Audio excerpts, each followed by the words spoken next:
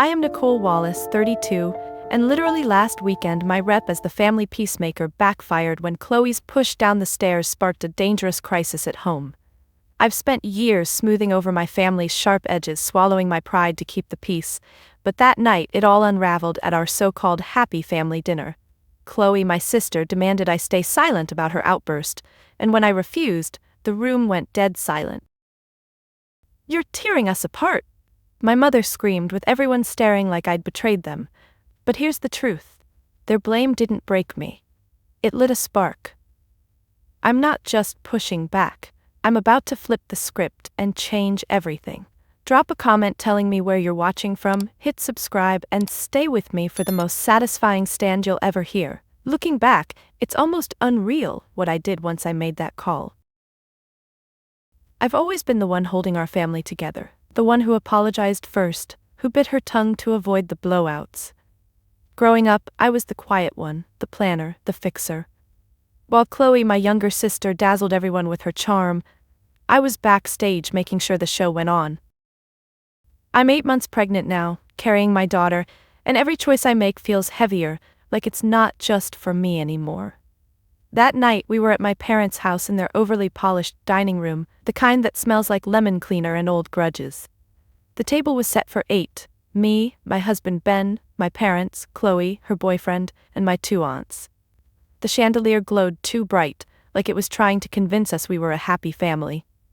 I sat there, one hand on my belly, feeling my daughter kick, and tried to focus on that instead of the tension prickling the air. Chloe was late, as usual. She swept in, her laugh loud, her perfume sharp, and immediately started working the room. "Nicole, you're huge," she said, her smile too wide, like she was joking but not really. I forced a laugh, my fingers tightening around my glass of water. My parents beamed at her, my dad saying, "There's our star," like I wasn't even there. I'm used to it. Chloe's always been the golden child, the one who could do no wrong. But I'd spent years keeping her messes quiet. From covering her missed curfews as a teen, to lying for her when she borrowed money from Mom's purse. I thought it was my job to keep the peace, to protect her, to protect us all. That night, though, something felt different. Maybe it was the weight of my pregnancy, the way my daughter's kicks reminded me I had someone new to protect. Or maybe it was the way Chloe's eyes lingered on me, not playful but sharp, like she was sizing me up. I shifted in my seat, my back aching, and tried to focus on Ben's hand resting on mine under the table. He's my anchor, always has been. His thumb brushed my knuckles, a silent, "You okay?" I nodded, but my stomach churned. I'd been dreading this dinner for weeks, knowing Chloe's moods could turn on a dime. She'd been erratic lately, snapping at waiters, picking fights over nothing. I'd seen the signs before, but I always talked her down, always cleaned it up. Dinner started fine, or as fine as it gets with my family. My mom passed around her famous roast, talking about Chloe's latest promotion like it was a Nobel Prize. My aunts chimed in, gushing about Chloe's new apartment, her perfect life. I smiled, nodded, kept my mouth full of potatoes so I wouldn't have to speak. But then Chloe turned to me, her fork tapping her plate, and said, "So Nicole, still just waiting to pop out that kid?" The table laughed, but it wasn't funny. My face burned. Ben squeezed my hand tighter. I opened my mouth to respond, but my dad cut in, "Let's not bore everyone with baby talk." I swallowed hard, my throat tight, and stared at my plate. The conversation moved on, but Chloe kept circling back to me, her comments sharper each time. "You must be exhausted, waddling around like that," she said, sipping her wine. I tried to laugh it off, but my hands shook as I reached for my napkin. I could feel Ben tense beside me, his jaw clenching, but he stayed quiet, knowing I'd want to handle it myself. I always did. That's who I was, the one who smoothed things over, who took the hit to keep the peace. But that night, I felt something shift inside me, like a crack in a dam. I rubbed my belly, feeling my daughter move, and thought, I can't keep doing this, not for her. We finished dinner and my mom suggested we move to the living room for coffee. I stood slowly, my back screaming from the extra weight of my pregnancy. Ben offered his arm, but I waved him off, wanting to prove I was fine. Chloe was ahead of me, laughing with my dad, her heels clicking on the hardwood. I followed, one hand on the railing, careful on the stairs that led down to the sunken living room. They're steep, those stairs, with a polished wooden banister that's more decorative than sturdy. I'd always hated them, even as a kid. Too easy to slip. I was halfway down when I felt it, a sharp shove from behind. My breath caught, my arms flailing as I pitched forward. Time slowed, my hands grabbing for the railing, missing it. I hit the steps hard, my side slamming into the wood, pain exploding through my ribs. I curled instinctively, wrapping my arms around my belly, protecting my daughter as I slid down the last few steps. I landed at the bottom, gasping, my vision swimming. Above me, Chloe stood frozen, her face pale, her hands still outstretched. "Oh my God, Nicole, I didn't mean," she started. But my mom cut her off, rushing down. She's fine, Mom said, her voice high like she was convincing herself. Ben was at my side in seconds, his hands gentle but firm, checking me over. "Nicole, talk to me," he said, his voice steady but his eyes wild with fear. I couldn't speak, not yet. Pain radiated from my side and a sharp, twisting cramp gripped my belly. My daughter wasn't moving. Panic clawed at me, but I forced myself to breathe, to focus. The room was chaos. My aunts whispering, my dad shouting for someone to get water, Chloe babbling apologies. But my mom's eyes met mine, and there was something cold there, something that said, "Don't make this a problem." I knew then that this wasn't just an accident, and I knew I couldn't stay silent anymore. I lay there at the bottom of the stairs, my hands cradling my belly, willing my daughter to kick, to give me a sign she was okay. The pain in my side throbbed, but it was the silence from my baby that terrified me most. Ben's hands were on my shoulders, his voice low and urgent. "Nicole, we need to get you to a hospital." I nodded, my throat too tight to speak, but my mind was already slipping back, pulling me into memories I'd tried to bury. Flashbacks of my family ignoring me, praising Chloe while I faded into the background, hit me like a wave. Those moments shaped me, taught me to stay quiet, to take the hits. But they also taught me to watch, to wait, to survive. Growing up, I was the shadow to Chloe's spotlight. I remember being 10, sitting at the kitchen table with my perfect report card. Straight A's, a handwritten note from my teacher about my quiet brilliance. I'd been so proud, clutching that piece of paper like it was a trophy. Mom glanced at it, said, "That's nice, Nicole," then turned to Chloe, who'd just won a dance recital ribbon. "Our little star," she'd gushed, pinning the ribbon on the fridge. My report card never made it out of my hands. Dad ruffled Chloe's hair, promising ice cream, while I sat there invisible, my pride curdling into something heavy. I learned early, my achievements didn't count unless they sparkled like Chloe's. By high school it was worse. I'd spend hours on projects, like the science fair where I built a working model of a solar-powered water purifier. I won first place, even got a small scholarship. But at dinner that night, Chloe's cheerleading routine dominated the conversation. "She flipped in the air, Nicole, you should have seen it," Dad said, his eyes bright. I tried to mention my award, but Mom waved it off. "Science is great, but Chloe's out there performing." I swallowed my hurt, my fingers twisting the napkin in my lap, and smiled like it didn't sting. I told myself it was fine, that I didn't need their praise. But it wasn't fine, it was a slow erosion, like water wearing down stone. College was when I started to see the pattern. I majored in social work, driven by this need to help people, to fix what was broken, maybe because I couldn't fix my family. I graduated with honors, landed a job at a nonprofit helping at-risk kids. I'd come home for holidays, share stories about the kids I'd helped, the programs I'd built. But Mom would nod absently, then turn to Chloe's latest drama, her new modeling gig, her breakup with some guy. "Chloe's living such a big life," Mom would say, her voice warm with pride. I'd sit there, my fork scraping my plate, feeling like a guest in my own family. Once I tried to push back. "I got a grant for my program," I said, my voice louder than usual. Dad looked up, surprised, then said, "That's good, but let's not bore everyone." Chloe smirked, and I felt my face burn, my hands clenching under the table. The worst was when I got engaged to Ben. I was 27, so happy I could barely contain it. Ben was steady, kind, the opposite of the chaos I grew up in. I showed Mom my ring, expecting something. Joy, maybe, but she sighed, said, "It's nice, but Chloe's going through a lot right now." Chloe had just lost a modeling job, and somehow that was the crisis. Dad didn't even look at the ring, he was too busy consoling Chloe. I stood there, my hand outstretched, the diamond catching the light, and felt like I was disappearing. Ben noticed though, he always did. He pulled me aside later, his hand on my cheek, and said, "You're enough, Nicole, more than enough." I clung to that, but the hurt lingered, a bruise I couldn't ignore. Those memories piled up, each one a small cut, teaching me to shrink, to stay quiet. But they also made me sharp, observant. I started noticing things about Chloe, her temper, her need to control. Like the time she screamed at a waiter for getting her order wrong, her voice so loud the restaurant went quiet. Or when she accidentally broke Mom's favorite vase and blamed me, and I took the fall because it was easier than fighting. I learned to watch her, to read her moods, to protect myself. And I started keeping track. Not consciously at first, but little notes in my journal. A date, a time, what she did, what she said. It was my way of making sense of it, of proving to myself I wasn't crazy. Back at the bottom of the stairs, those memories flooded me, sharp and vivid. My parents' voices overlapped with the past, their dismissal so familiar it made my chest ache. Mom was kneeling beside me now, saying, "You're okay, Nicole, don't make a scene." Her hands hovered over me, not touching, like she was afraid to commit to comfort.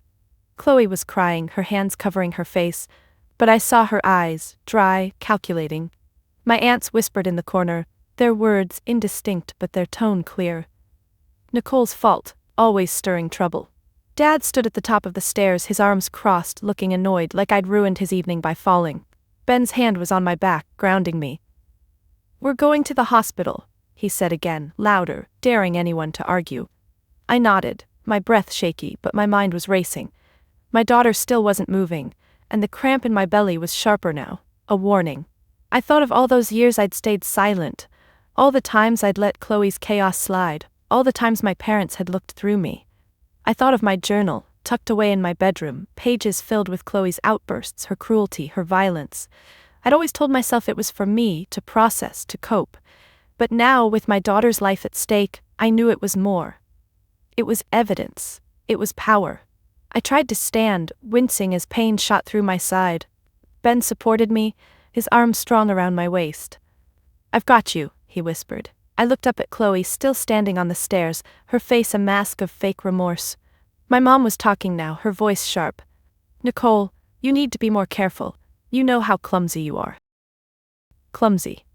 The word hit like a slap. I wasn't clumsy. I was pushed. And for the first time, I didn't want to smooth it over. I didn't want to be the peacemaker. I wanted to be the one who fought back. The pain in my belly sharpened, a tight, twisting ache that made my breath catch, but I clung to Ben's arm, forcing myself to stay upright at the bottom of the stairs. My family's voices buzzed around me. Mom's insistence that I was fine. Chloe's theatrical sobs. Dad's grumbling about the ruined evening. But I was somewhere else, my mind spiraling back to the moment I started documenting Chloe's violence. It wasn't a grand plan at first, just a way to make sense of the chaos. But it became my secret weapon, a shield I didn't even know I'd need until now, with my daughter's life hanging in the balance. It started 3 years ago, after Chloe's 27th birthday. I was at my parents' house helping clean up after her party. She'd been drinking, her laughter loud and jagged, her movements sloppy. I was in the kitchen, stacking plates, when she cornered me. "You think you're so perfect, don't you?" she slurred, her finger jabbing at my chest. I stepped back, my hip bumping the counter, and tried to laugh it off. "Chloe, come on, let's get you some water." But her eyes narrowed, and she grabbed my wrist, hard enough to leave a bruise. "Don't tell me what to do," she snapped, twisting until I gasped. Mom walked in, saw us, and said, "Girls, stop it," like we were kids fighting over a toy. Chloe let go, laughing like it was a joke, but my wrist throbbed for days.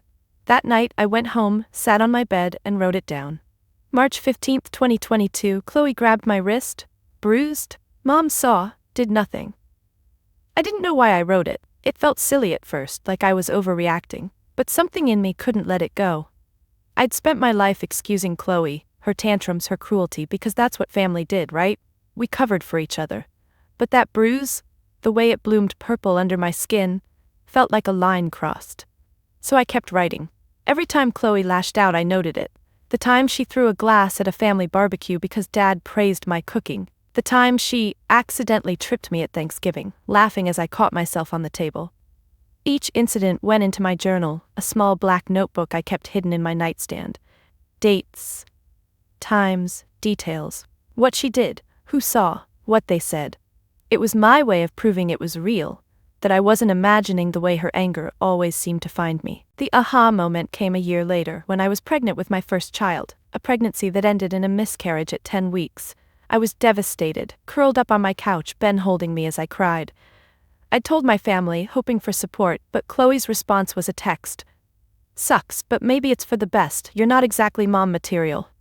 I stared at that message, my hands shaking, tears blurring the screen. Ben saw it, his jaw tight, and said, "She's toxic, Nicole. You don't have to keep taking this." That's when it clicked.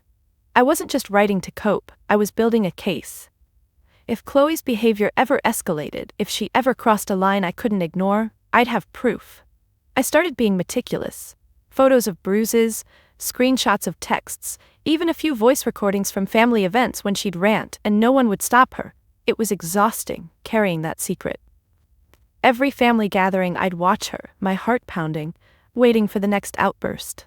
I'd smile, nod, play the peacemaker, but inside I was cataloging. Like the Christmas she screamed at me for hogging mom's attention when I asked about her new job. I recorded it on my phone, hidden in my pocket, her voice shrill. "You're always trying to make me look bad." Mom just sighed, said, "Nicole, don't provoke her." Later I transcribed it, my hands trembling as I wrote, December 25th, 2023. Chloe yelled, accused me of sabotaging her. Mom blamed me. It felt like betrayal, but it also felt like power. I was done being invisible. By the time I got pregnant again, I was a fortress of evidence. Ben knew about the journal, supported it, but he worried. "You shouldn't have to do this," he'd say, his hand on mine. "You deserve better." I'd nod, but I couldn't stop. Chloe's violence was escalating. Shoves at family picnics, a playful slap at a cousin's wedding that left my cheeks stinging. Each time my parents brushed it off. "She's just passionate," Dad would say. "You know how she gets," Mom would add, her eyes pleading with me to let it go. But I didn't. I wrote it all down, my pen digging into the paper, my heart heavy but resolute.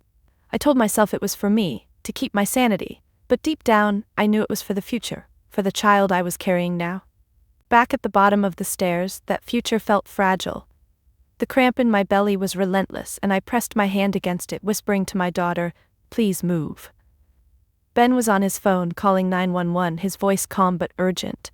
My family was still talking, their voices a blur of excuses. Chloe was saying, "It was an accident, I swear," her hands fluttering like she was performing for an audience. Mom knelt beside me, her face close, her breath warm. "Nicole, you're making this bigger than it is. You tripped." I stared at her, my chest tight with disbelief. Tripped? I felt the shove, the deliberate force of Chloe's hands.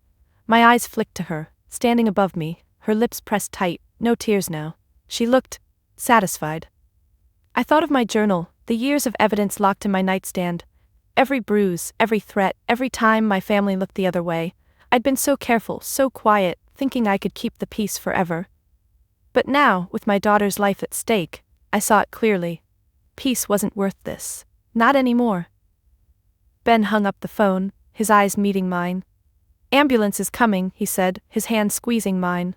I nodded, my resolve hardening. I'd been the peacemaker for too long, but I wasn't helpless. I had proof, I had a voice, and I was going to use both. The ambulance siren wailed in the distance, cutting through the haze of my family's voices as I sat at the bottom of the stairs. My hands pressed against my belly, praying for my daughter to move. The pain was a dull roar now, each cramp a reminder of the fall, of Chloe's hands on my back, of my parents' refusal to see the truth. Ben knelt beside me, his hand steady on my shoulder, whispering, "They're almost here, Nicole. Hold on." I nodded, my breath shallow, but my mind drifted to earlier that day, to the hours before this nightmare dinner, when I was bracing myself for what I knew would be a gauntlet of tension. 8 months pregnant, I'd stood in front of my mirror, smoothing my dress over my belly, telling myself I could handle one more family gathering, even with Chloe's volatility simmering like a storm on the horizon. That morning, I'd woken up feeling heavy, not just from the pregnancy, but from dread. Ben and I were at home, our small apartment filled with the soft chaos of baby prep. A half-assembled crib in the corner, stacks of tiny onesies on the couch. I'd been having Braxton Hicks contractions all week, practice runs for the real thing, and each one made me pause, one hand on my belly, marveling at the life inside me.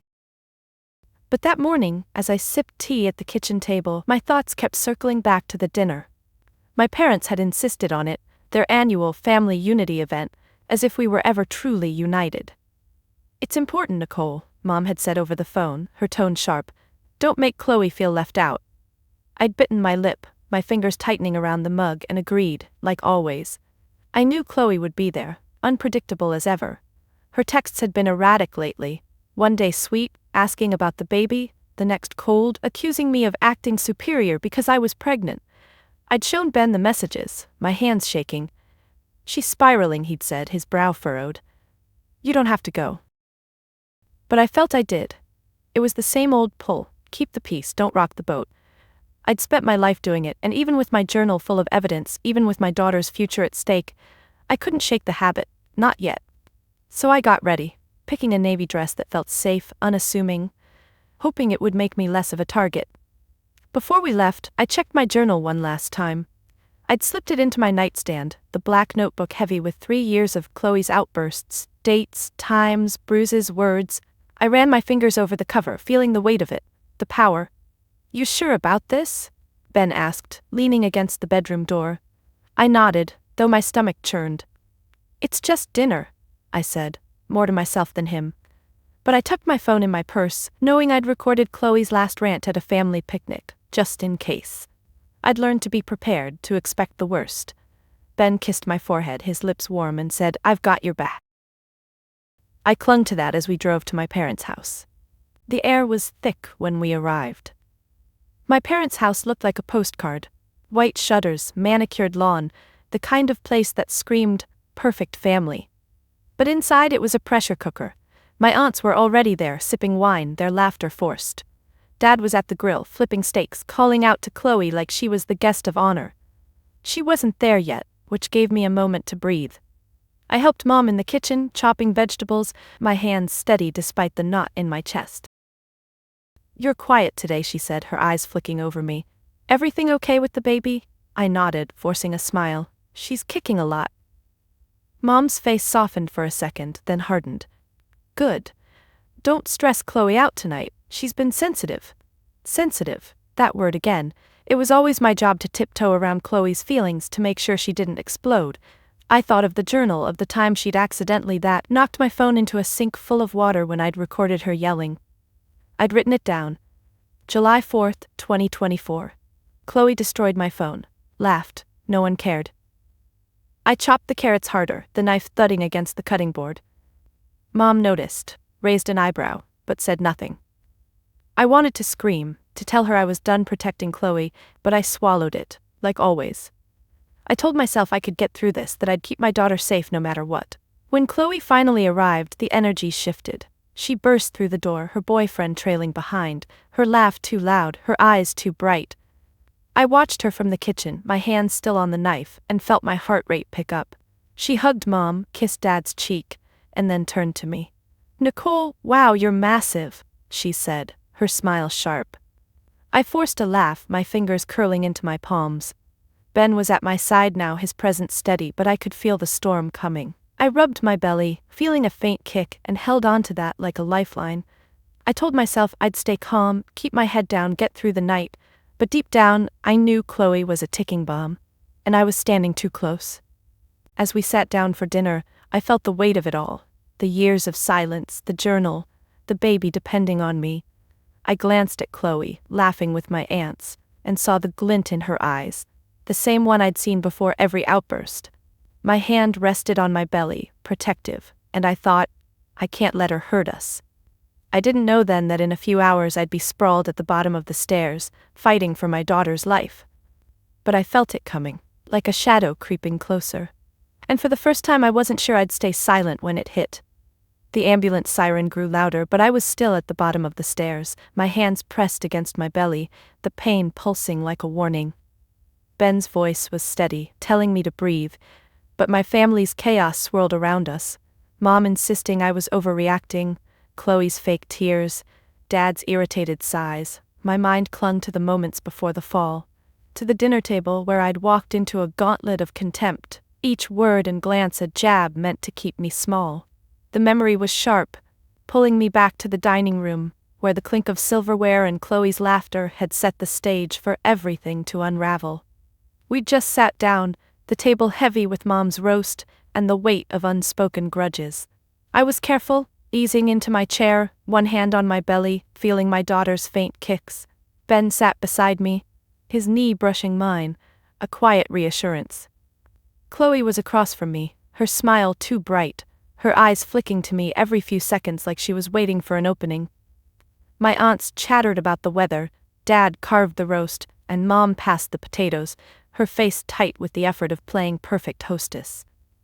I kept my head down, focusing on my plate, hoping to get through the meal without incident. But Chloe had other plans. "So Nicole," she started, her voice sugary, "how's the whole mom-to-be thing going?" Her fork twirled in her hand, her lips curling just enough to show she wasn't asking out of care. I swallowed a bite of roast, my throat dry. "It's good," I said, keeping my tone neutral. "We're excited." She tilted her head, her smile sharpening. "Must be hard though, all that weight, all that responsibility."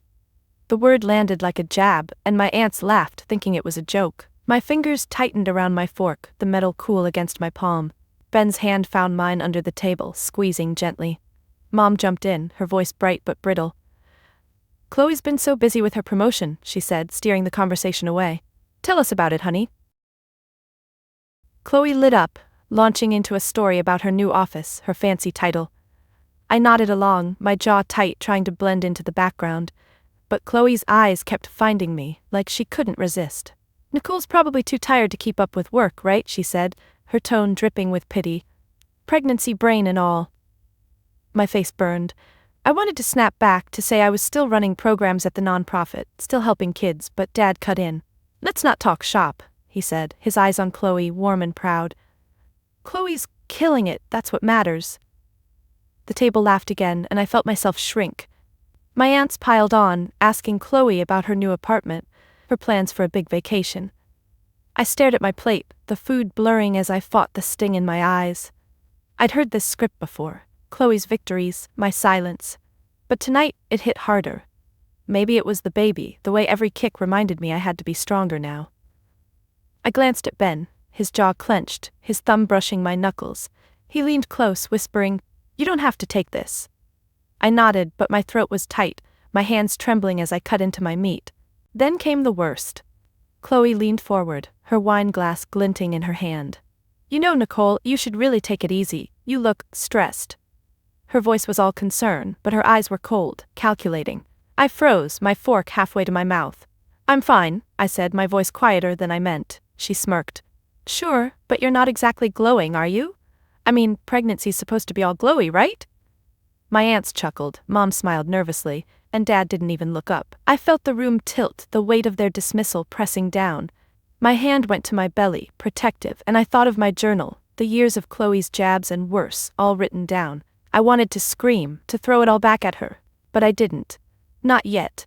The conversation moved on, but Chloe kept circling. Every few minutes she'd toss out another barb.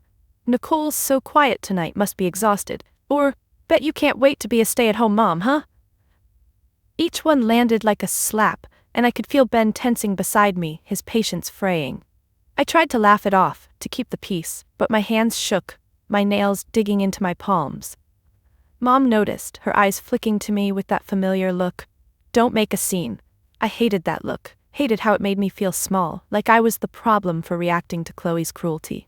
By the time dessert came, I was raw, my nerves frayed. Chloe was telling a story about her latest photo shoot, her hands waving, her laugh loud. I pushed my plate away, my appetite gone. Ben leaned close, his voice low. "We can leave, Nicole. Say the word." I shook my head, my lips pressed tight. I wanted to prove I could handle it, that I could survive one more dinner. But as Chloe's eyes met mine, her smile sharp and knowing, I felt a chill. She wasn't just needling me tonight, she was hunting, and I was her prey. When Mom suggested coffee in the living room, I stood slowly, my back aching, my belly heavy. Ben offered his arm, but I waved him off, needing to feel steady on my own. Chloe was already moving, her heels clicking, her laughter trailing behind her. I followed, one hand on the railing, careful on those steep stairs. I didn't see her pause at the top, didn't see her turn. I didn't know she'd been waiting for the perfect moment to push. The ambulance siren was close now, its wail piercing the fog of pain and panic as I sat crumpled at the bottom of the stairs, my hands clutching my belly, desperate for my daughter to move. Ben's arm was around me, his voice steady. "They're here, Nicole, just hold on." My family's voices clashed. Chloe's fake sobs, Mom's insistence that I was fine, Dad's grumbling about the drama. But the memory of the dinner table, just minutes before the fall, burned brighter. The contempt, the jabs had built to a breaking point, and now, as I fought to breathe through the cramps, I replayed the moment my parents delivered their cruel ultimatum, demanding I apologize to Chloe, to preserve their warped version of family harmony. After Chloe's shove sent me tumbling, the room had erupted into chaos, but it was my parents' response that cut deepest. I was still on the floor, pain radiating from my side, when Mom knelt beside me, her face tight with irritation rather than concern. "Nicole, you're making this worse than it is," she said, her voice low like she was scolding a child. "You tripped, that's all." I stared at her, my breath hitching, the word tripped echoing like a lie. Chloe stood above, her hands covering her face, muttering, "It was an accident, I swear." But her eyes were dry, her lips twitching with something that wasn't remorse. Dad loomed at the top of the stairs, arms crossed, his sigh heavy. "This is why we can't have nice evenings," he said, looking at me like I'd orchestrated the whole thing. Ben was on his phone, calling for help, but I could barely hear him over the pounding in my ears. My hand pressed harder against my belly, the cramps sharper now, a terrifying rhythm. My daughter still wasn't moving, and panic clawed at my chest. I looked up at Mom, her eyes pleading with me to stay quiet, to play along. "Nicole," she said, her voice softer but no less firm, "you need to calm down, you're upsetting Chloe." Upsetting Chloe. The words hit like a punch and I felt something snap inside me, a thread I'd been clinging to for years. I wasn't just the peacemaker anymore, I was a mother and my daughter's life was at stake. Then came the ultimatum. Dad stepped down, his shoes loud on the stairs, and stood over me. "Nicole, this has to stop," he said, his voice cold. "You're blowing this out of proportion. Chloe didn't mean it." I opened my mouth but no words came.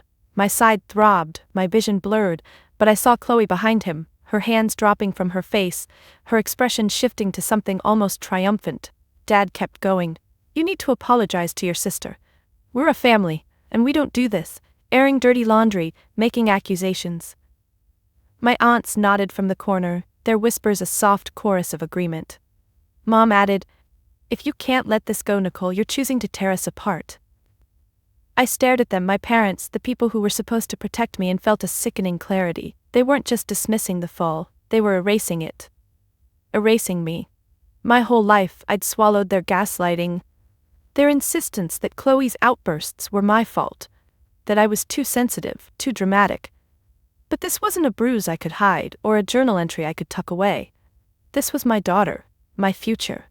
And they were asking me to apologize for being pushed, for being hurt, for existing. My hands shook, not with fear now, but with rage. I thought of my journal, the years of evidence, dates, times, bruises, texts locked in my nightstand. I'd been silent for so long, but silence wasn't an option anymore. Ben hung up the phone, his eyes meeting mine, fierce and unwavering. "Ambulance is here," he said, loud enough for everyone to hear. He helped me sit up, his hands gentle but firm, and I winced as another cramp twisted through me. The room felt too small, my family's faces too close, their words suffocating. Chloe stepped forward, her voice high and shaky. "Nicole, I'm so sorry, I didn't mean to." But I cut her off, my voice low, trembling with fury. "Don't, just don't." It was the first time I'd ever spoken to her like that, and the room went still. My aunt stopped whispering, Mom's mouth tightened, and Dad's eyes widened, like I'd broken some sacred rule. The lead paramedic, a woman with short hair and calm eyes, looked at me. "Ma'am, can you describe the pain?" she asked, her voice gentle but firm. I swallowed, my throat tight. "It's sharp, in my belly," I said, my hands still pressed against my daughter, willing her to move. "Cramps, like... something's wrong." Her face stayed neutral, but she nodded, signaling to her partner to bring a stretcher. "We're taking you to the hospital now," she said. "You said you were pushed?" I nodded, my eyes flicking to Chloe, who was standing back, her arms crossed, her face pale but her jaw set. Mom stepped forward, her voice sharp. She didn't mean it, it was an accident. The paramedic's eyes narrowed slightly, but she focused on me. We'll sort that out later, let's get you safe. Ben helped me onto the stretcher, his hands steady but trembling slightly, betraying his fear. As they strapped me in, I grabbed his hand. My phone, I whispered. Get my phone. He nodded, understanding immediately. My phone wasn't just for calling. It held recordings, screenshots, pieces of the evidence I'd been collecting in my journal. He slipped it from my purse, tucking it into his pocket, his eyes meeting mine with a silent promise. We're doing this. The paramedics lifted the stretcher, and I winced as pain shot through my side, but my mind was racing, clear despite the fear. I thought of my journal, the black notebook in my nightstand, filled with years of Chloe's violence. Dates, times, bruises, threats. It was my lifeline now, proof that this wasn't just a one-time accident. As they wheeled me toward the ambulance, I heard Mom's voice, high and panicked. Nicole, don't do this, you're making it worse. Dad chimed in, his tone heavy with disapproval. This is a family matter, we handle it ourselves. I ignored them, my eyes fixed on the ceiling, the chandelier's light blurring as we moved. Chloe said nothing, but I felt her stare, sharp and cold. The paramedics loaded me into the ambulance, Ben climbing in beside me, his hand never leaving mine. The doors shut, muffling my family's voices, and for a moment, it was just us. Me, Ben, and the paramedic monitoring my vitals. Mom grabbed my arm, her fingers digging in. Nicole, you need to fix this. Say you're sorry and we can move on. Move on. As if I could just stand up, brush off the pain, and pretend my sister hadn't just endangered my child. I pulled my arm away, my eyes locked on hers. No, I said, the words sharp, final. Ben's hand tightened on mine, a silent, I'm with you. I could hear the ambulance pulling into the driveway, the siren cutting off abruptly. My heart pounded, but not just with fear, it was resolve, hard and unyielding. I thought of my daughter, of the life I was building for her, and knew I couldn't let this go, not this time. The paramedics burst through the door, their boots loud on the hardwood, their voices calm but urgent. Ma'am, can you tell us what happened? One asked, kneeling beside me. I opened my mouth, but Mom spoke first. She tripped, that's all. She's pregnant, you know, clumsy. The paramedic glanced at me, his eyes kind but searching. I took a shaky breath, my hand still on my belly, and said, I didn't trip, I was pushed. The words hung in the air, heavy, undeniable. Chloe gasped, Mom's face paled, and Dad's arms dropped to his sides. For the first time I saw them falter, their perfect facade cracking. And in that moment I knew I wasn't just fighting for my daughter, I was fighting for myself. The paramedic's hands were steady, checking my pulse, asking me questions as I sat at the bottom of the stairs, pain radiating through my belly with every breath. Ben stayed close, his hand on my shoulder, his eyes fierce with worry but unyielding in support. My family's voices, Mom's denials, Chloe's fake tears, Dad's grumbling, faded as the reality of what had just happened sank in. I'd said it out loud. I was pushed. The words had shattered the room's fragile pretense, and now, with the paramedics here, I knew I had to act. My daughter's life was at stake, and the call I made next, both to Ben and the police, changed everything, setting me on a path I'd been building for years without even realizing it. Inside the ambulance, the paramedic asked again, Can you tell me exactly what happened? Her pen was poised over a clipboard, her eyes steady. I took a shaky breath, the cramps still coming in waves, and said, My sister pushed me down the stairs, it wasn't an accident. Ben squeezed my hand, his thumb brushing my knuckles. The paramedic nodded, jotting something down. We'll need to report this, she said. The police will want to talk to you. My heart pounded, but not with fear, with resolve. I nodded. Good, I want them to. Ben pulled out his phone, his voice low. I'm calling the police now, he said, his eyes on me, checking for any sign I'd waver. I didn't. Do it, I said, my voice stronger than I felt. He dialed, his words clipped as he explained, a pregnant woman, 8 months along, pushed down the stairs, possible placental abruption, deliberate act. I listened, my hand on my belly, feeling a faint flutter, my daughter, moving at last. Relief flooded me, but it didn't erase the urgency. I needed to protect her, not just tonight, but for good. The paramedic adjusted an IV line, her movements quick and sure. You're doing great, she said, her voice a lifeline in the chaos. I nodded, but my mind was on the call Ben was making, on the journal at home. Ben, I said, my voice barely above a whisper. The notebook. In my nightstand. Get it to the police. His eyes widened slightly, but he nodded. I'll handle it, he said. I knew he would. Ben had always believed me, had seen Chloe's cruelty when my family refused to. He'd been there when I started writing things down, had held me when I cried after Chloe's texts or outbursts. He knew what this moment meant. The ambulance sped toward the hospital, the siren a steady wail. I closed my eyes, picturing the journal, pages filled with Chloe's actions, from the wrist-grabbing incident 3 years ago to the accidental trip at Thanksgiving, the slap at the wedding. I'd written it all, not knowing if I'd ever use it. But now it was everything. The police would see it, and they'd know this wasn't a one-off. They'd know Chloe was dangerous, that my family had enabled her for years. I thought of Mom's face when I said I was pushed, the way Dad's arms dropped, the crack in their perfect facade. They tried to silence me, but I wasn't silent anymore. As the ambulance slowed, pulling into the hospital bay, Ben hung up the phone. Police are on their way, he said, his voice steady but his eyes burning with determination. They'll meet us at the hospital. I nodded, my hand still on my belly, feeling my daughter's faint movements. The fear was still there, but so was something new. Certainty. I'd spent my life keeping the peace, swallowing my pain, but not anymore. I was done being the scapegoat, I was done protecting Chloe. This call, this moment, was the line I'd drawn, and there was no going back. The ambulance doors swung open, and the hospital's fluorescent lights flooded in as the paramedics wheeled me into the emergency room, the stretcher rattling over the threshold. Ben stayed close, his hand gripping mine, his face a mix of fear and fury as we moved through the chaos of nurses and beeping machines. My belly ached with every jolt, the cramps relentless, but my daughter's faint kicks kept me grounded, a reminder of why I was fighting. The police were coming, my journal was waiting, and I'd just told the paramedics the truth. Chloe pushed me. But as we waited for a doctor, my mind snapped back to the moments after the fall, when I stood up to my family's hypocrisy and walked away, refusing to let their lies bury me again. Back at the house, after I'd said, I was pushed, the room had frozen, my words like a grenade lobbed into their carefully curated denial. Mom's face had gone white, her hands fluttering to her throat.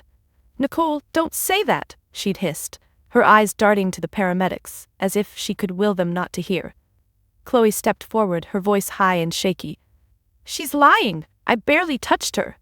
But her hands were clenched, her knuckles pale, and I saw the flicker of panic in her eyes. Dad, still at the top of the stairs, snapped. Enough, Nicole. You're causing a scene. My aunts whispered in the corner, their heads shaking, their judgment clear. I was the problem, as always. I'd been on the floor, pain radiating through my side, but their words lit something in me, rage, pure and sharp. I pushed myself up, leaning on Ben, my breath ragged, but my voice steady. I'm not lying, I said, looking straight at Chloe. You pushed me. You wanted to hurt me. Her mouth opened, then closed, her eyes darting to Mom for rescue. Mom stepped between us, her voice low, urgent. Nicole, stop this, your family, we don't do this. I laughed, a bitter sound that surprised even me. Family? You mean the family that ignores me, blames me, lets Chloe get away with everything? My voice shook, but I didn't stop. I'm done. I'm done covering for her. Dad's face darkened. You're out of line, he said, stepping closer. Apologize to your sister, or you're done here. Done. The word hung heavy, their ultimatum laid bare.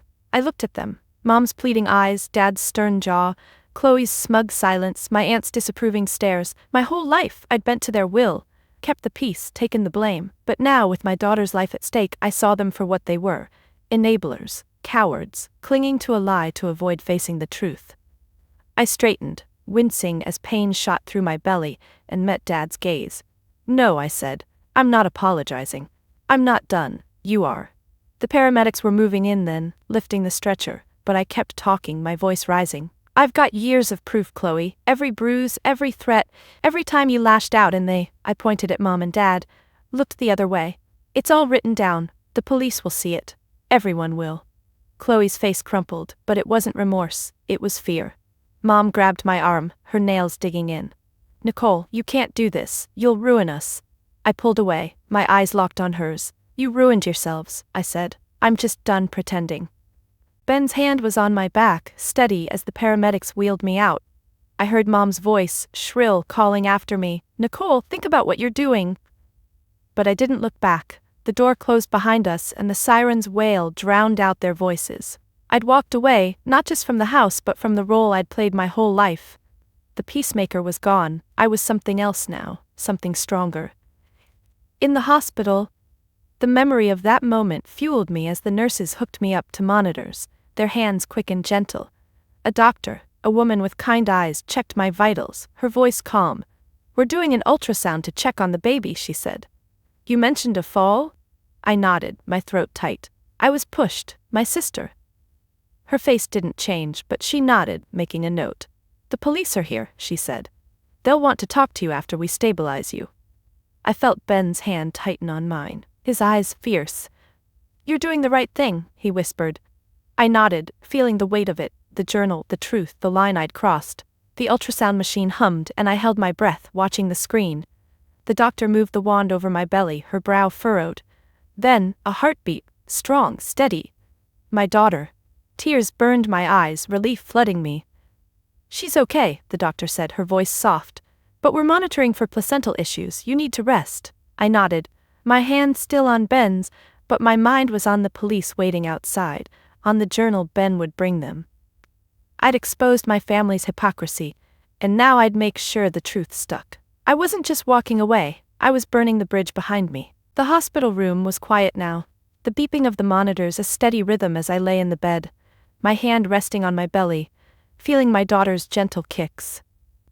Ben sat beside me, his chair pulled close, his fingers laced through mine, his presence a lifeline after the chaos of my family's betrayal. The doctor had confirmed my daughter was stable, but I was still under observation for possible placental issues, the weight of the fall lingering in every ache. The police had come and gone, taking my statement, their faces serious as I recounted Chloe's push and the years of her violence. Ben had promised to get my journal to them, and I trusted he would. As I waited, my mind drifted to the hours after we arrived at the hospital, to the stark contrast between my family's toxic dinner and the warmth of my true allies. Ben, my friends, the people who saw me for who I was.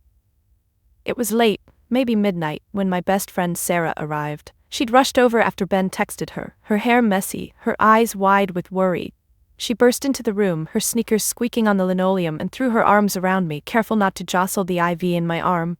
"Nicole, oh my God, are you okay?" she asked, her voice thick with emotion. I nodded, tears prickling my eyes, and managed a small smile. "I'm okay. The baby's okay." She pulled back, her hands on my shoulders, searching my face. "Ben told me what happened. Chloe..." I can't believe it. But she could, and I saw it in her eyes. She'd seen Chloe's cruelty before, had listened to me vent about it over coffee, had urged me to stop protecting her. Sarah sat on the edge of my bed, her hand resting on mine, and for the first time that night I felt safe, not just physically, but seen. Ben was on the phone outside, talking to his brother, Mark, who'd offered to drive to our apartment to grab the journal. I could hear his low, steady voice through the door, arranging everything, making sure the police would have what they needed. Sarah squeezed my hand. "You did the right thing calling them," she said. "I know it's hard, but you're not alone." I nodded, my throat tight. I couldn't let her hurt my daughter," I said, my voice barely above a whisper. Sarah's eyes softened. "You're already an amazing mom," she said, and the words hit me hard, a warmth spreading through the cold fear that had gripped me since the fall. Mark arrived soon after, his tall frame filling the doorway. He carried a plastic bag with my journal inside, its black cover worn from years of use. "Got it," he said, handing it to Ben, his face grim. "I can't believe they let her get away with this for so long." Ben took the journal, his jaw tight, and thanked him. Mark looked at me, his eyes kind but fierce. "You're tough as hell, Nicole. We've got your back." I smiled, tears spilling over, and felt a weight lift. These were my people. Ben, Sarah, Mark.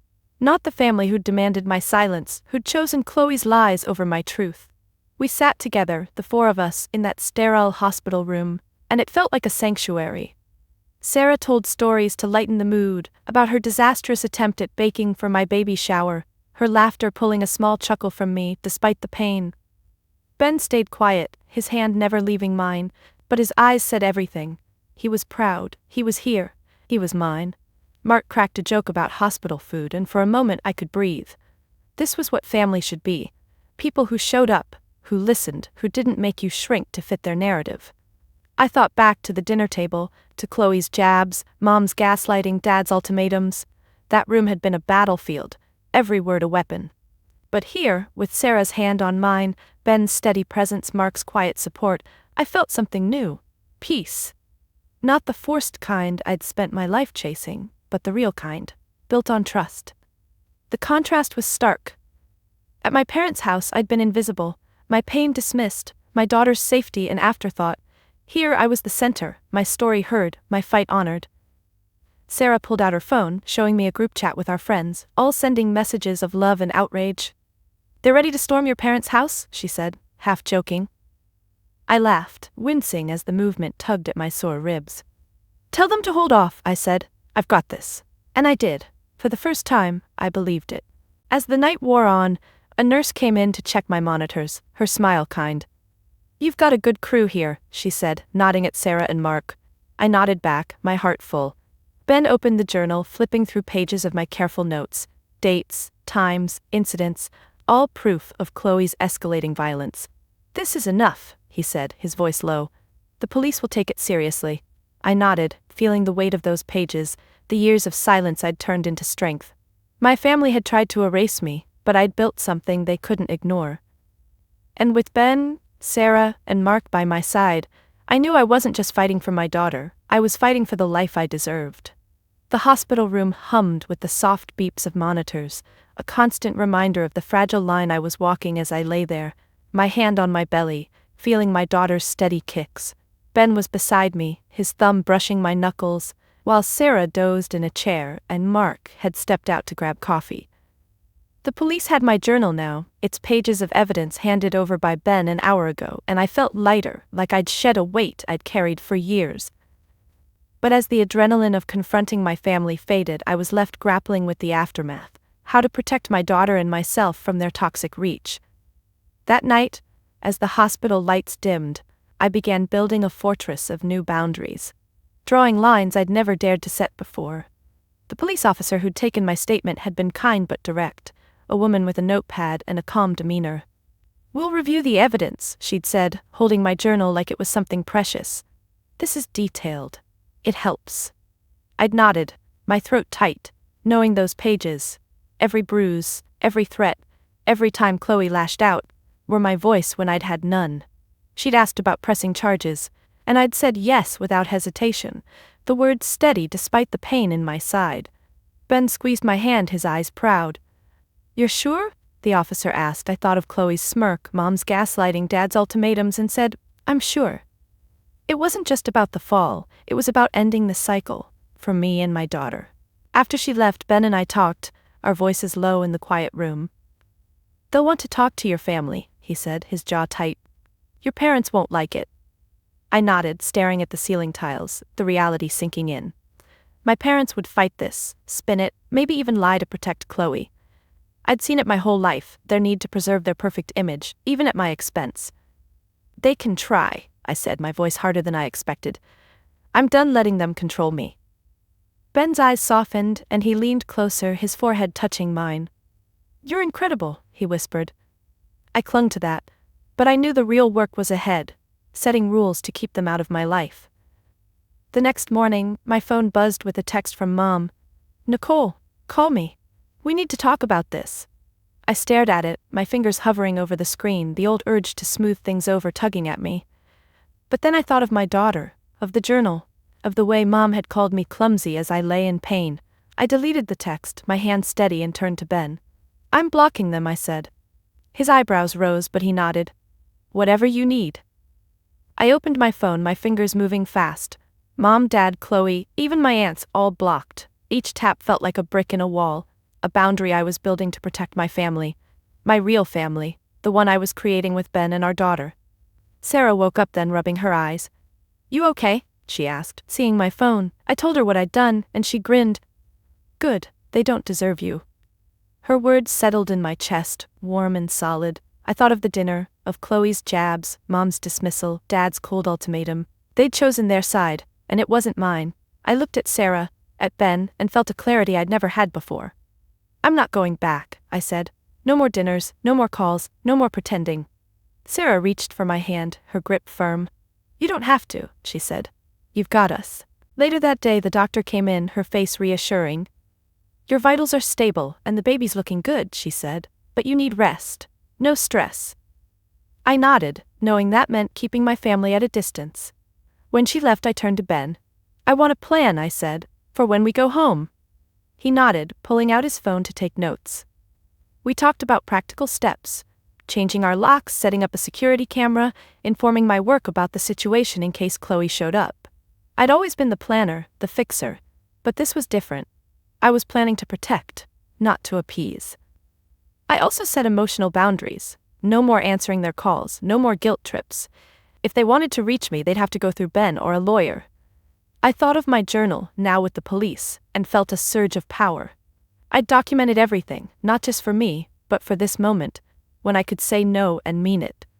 I pictured my daughter, her future free from Chloe's chaos, from my parents' enabling. She'll never know that version of family, I told Ben, my voice fierce. He nodded, his eyes shining. She'll know love, he said. Real love. As the day wore on, I felt the fortress taking shape, not just in practical steps but in my heart. I wasn't the peacemaker anymore. I was a mother, a wife, a woman who'd chosen herself. My family could rage, deny or beg, but they'd never crossed these walls. I looked at Ben, at Sarah, and knew I wasn't alone. My daughter kicked, strong and steady, and I smiled, my hand on my belly. This was my new world, and I'd fight to keep it safe. The hospital room was a cocoon of calm, the monitor's steady beeps, a quiet reassurance as I lay in bed, my hand resting on my belly, feeling my daughter's kicks like a promise. Ben was beside me, his hand in mine, while Sarah had stepped out to call our friends with updates. The police had my journal. The doctor had cleared me to go home soon, and my family, my parents, Chloe, the aunts, were locked out of my life, their numbers blocked, their influence severed. As I adjusted the thin hospital blanket, my mind turned to the future, to how I'd use my strength to create a positive impact, not just for my daughter, but for myself, reclaiming my worth on my own terms, and rewriting what family meant. I thought about the nonprofit where I worked, helping at-risk kids, the programs I'd built from the ground up. My family had dismissed it, called it nice but never important, not like Chloe's flashy promotions. But those kids, their faces when they found a safe place to learn or talk, were my legacy. I'd been so focused on surviving my family's chaos that I'd almost forgotten how much I'd achieved. Now, with Chloe's violence exposed and my boundaries set, I felt a spark, not just to protect my daughter, but to double down on my work, to make something bigger, something mine. That morning, while Ben dozed in the chair beside me, I grabbed my phone and emailed my boss, Lisa. My fingers moved fast, the words pouring out. I told her about the fall, the police, my need for a few weeks off to recover, but also my ideas, expanding our outreach, starting a program for kids from abusive homes, using my own experience to guide it. I wrote about creating safe spaces, places where no one would feel invisible like I had. When I hit send, my heart was pounding, but it wasn't fear, it was purpose. I wasn't just Nicole, the peacemaker, anymore. I was Nicole, the builder, the mother, the woman who'd turned pain into power. Lisa called within the hour, her voice warm but concerned. Nicole, I'm so sorry about what happened, she said. Take all the time you need, but your ideas, they're incredible. Let's make them happen. I smiled, my chest tight with something new. Pride, not the kind I'd sought from my parents, but the kind I'd earned. I want to lead it, I said, my voice steady, a program for kids who need someone to believe them. There was a pause, then Lisa said, You're the perfect person for it. I hung up, tears in my eyes, and looked at Ben, who'd woken up and was watching me. You're amazing, he said, his voice soft. I nodded, believing it for the first time. Later, Sarah came back, her arms full of snacks from the hospital cafeteria. You're plotting something, I can tell, she said, tossing me a granola bar. I laughed, wincing as my ribs twinged, and told her about the email, the program, my plan to channel everything I'd been through into something good. Her eyes lit up. That's you, Nicole, taking the worst and making it beautiful. She sat on the bed, her hand on mine, and we talked about the future. My daughter's nursery, the program, the life I was building. It felt like a reclamation, not of my family's name, but of my own. I thought back to the dinner, to Chloe's jabs, my parents' dismissal, the way they'd tried to erase me. They'd called me the problem, the one tearing the family apart.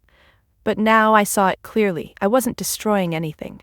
I was creating a life for my daughter where she'd never have to shrink to fit someone else's story.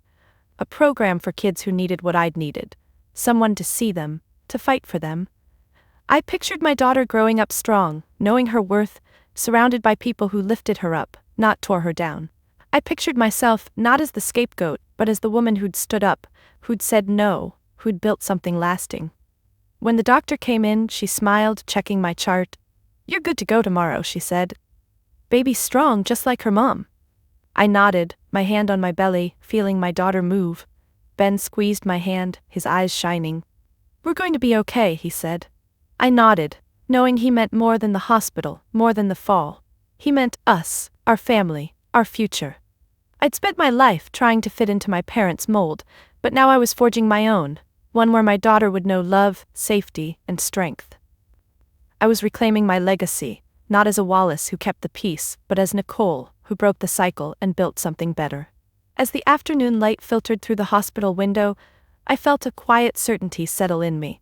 My family could keep their lies, their denial, their toxic harmony. I didn't need them anymore. I had Ben, Sarah, my work, my daughter. I had myself.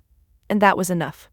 The hospital room was bathed in soft morning light, the monitors now silent as the nurses prepared to discharge me, my daughter's steady kicks of quiet reassurance beneath my hand. Ben packed my bag, his movements careful, his eyes meeting mine with a warmth that anchored me. Sarah had left to arrange a ride, promising to bring her famous lasagna when we got home. The police had my journal, the program at work was taking shape, and my family, my parents, Chloe, the aunts, were cut off, their voices silenced by my new boundaries. As I sat on the edge of the bed, slipping on my shoes, I reflected on the journey that brought me here, realizing my worth wasn't tied to their approval but rooted in my own heart, a peace I'd fought for and finally claimed. I thought about the girl I used to be, the one who'd spent years chasing my family's love, swallowing their slights to keep the peace. I'd been so afraid of losing them, of being the outcast, that I'd let myself disappear. But the fall, Chloe's push, the pain, it had forced me to see clearly. I wasn't the problem. I never had been. Every time I'd taken the blame, every time I'd smoothed over Chloe's chaos, I'd been giving away pieces of myself. But now, with my daughter depending on me, I'd taken those pieces back.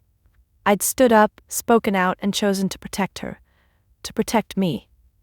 And in that choice, I'd found something I hadn't expected.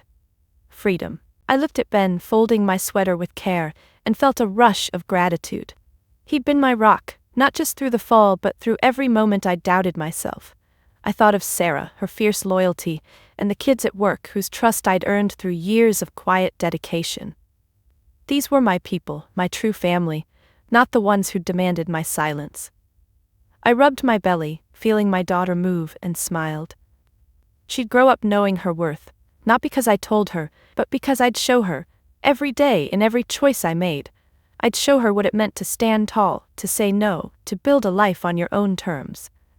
The doctor came in, her smile warm as she handed me discharge papers.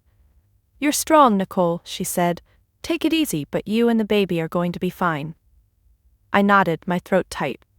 Fine wasn't enough anymore. I wanted more than fine. I wanted a life where my daughter could thrive, where I could thrive. I thought of my journal, now with the police, its pages a testament to my survival. I thought of the program I'd pitched to Lisa, the safe space I'd create for kids like me, kids who needed someone to believe them. That was my legacy, not the Wallace name, not my parents' approval, but the impact I'd make, the love I'd give. As Ben helped me stand, his arms steady around my waist, I felt a quiet certainty settle in my bones. I didn't need my family's validation. I never had. My worth was in the way I'd fought for my daughter, in the boundaries I'd set, in the life I was building. I'd been the peacemaker, the invisible one, but now I was the warrior, the mother, the woman who'd chosen herself. The hospital doors slid open, and I stepped into the sunlight, Ben at my side, my daughter safe within me. I was free, and I was whole.